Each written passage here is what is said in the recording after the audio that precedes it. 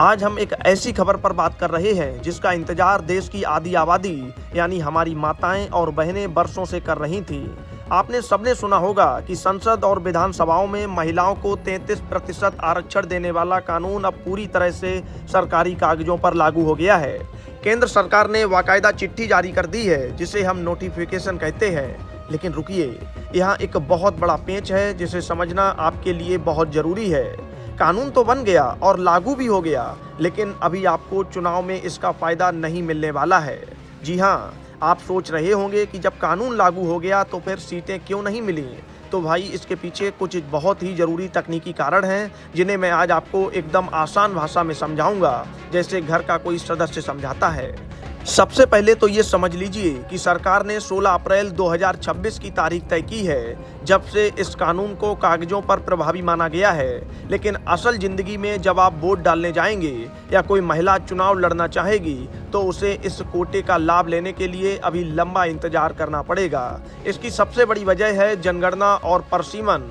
अब आप कहेंगे कि ये भारी भरकम शब्द क्या हैं? तो साधारण भाषा में समझिए कि पहले सरकार ये गिनेगी कि देश में लोग कितने हैं और कहाँ रहते हैं। इसी को जनगणना कहते हैं। आखिरी बार ये गिनती 2011 में हुई थी और अब 2027 में होने की उम्मीद है। जब गिनती पूरी हो जाएगी तो फिर परिसीमन होगा। परिसीमन का मतलब होता है कि चुनाव के लिए जो सीटें होती हैं उनकी सीमाओं को फिर से तय करना। सरकार देखेगी कि किस इलाके में कितनी आबादी बढ़ी है और उसी हिसाब से तय होगा कि कौन सी सीट महिला के लिए आरक्षित होगी और कौन सी नहीं। इसी वजह से अधिकारी कह रहे हैं कि अभी जो सदन चल रहा है उसमें बदलाव मुमकिन नहीं है। अगर हम कानून की बारीकियों को देखें तो ये साफ नजर आता है कि जब तक जनगणना के नए आंकड़े नहीं आते और उसके बाद सीटों की नई बाउंड्री नहीं बन जाती, तब तक यह आरक्षण जमीन पर नहीं उतर पाएगा। जानकार मान रहे हैं कि सब कुछ ठीक रहा तो साल 2029 के लोकसभा चुनाव में शायद महिलाओं को ये हक मिल सके, लेकिन कुछ रिपोर्ट तो ये भी कहती हैं कि ये प्रक्रिया 2034 तक भी खिंच सकती है।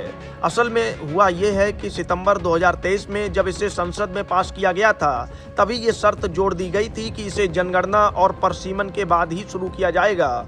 अभी जो ताजा बहस छिड़ी है वो इस बात को लेकर है कि जब सरकार ने इसे 2026 से अधिसूचित कर दिया है तो फिर इसे जल्दी लागू करने में क्या दिक्कत है। लेकिन तकनीकी तौर पर सरकार के हाथ बंधे हैं, क्योंकि बिना नई जनसंख्या जाने सीटों का बंटवारा करना मुश्किल है। तो कुल मिलाकर बात यह है कि कानून की किताब में तो महिलाओं को उनका हक मिल गया है, लेकिन संसद की कुर्सियों तक पहुंचने के लिए अभी कुछ साल और सब्र करना होगा। ये कानून विधानसभाओं में भी लागू होगा, जिससे राज्यों की राजनीति में भी महिलाओं की भागीदारी बढ़ेगी।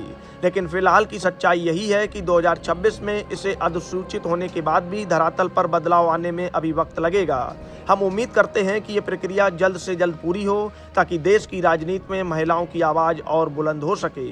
बस यही है वो पूरी कहानी जो सरकारी फाइलों में उलझी है, लेकिन आपके भविष्य से गहराई से जुड़ी है। Bureau report, Bharat update desk.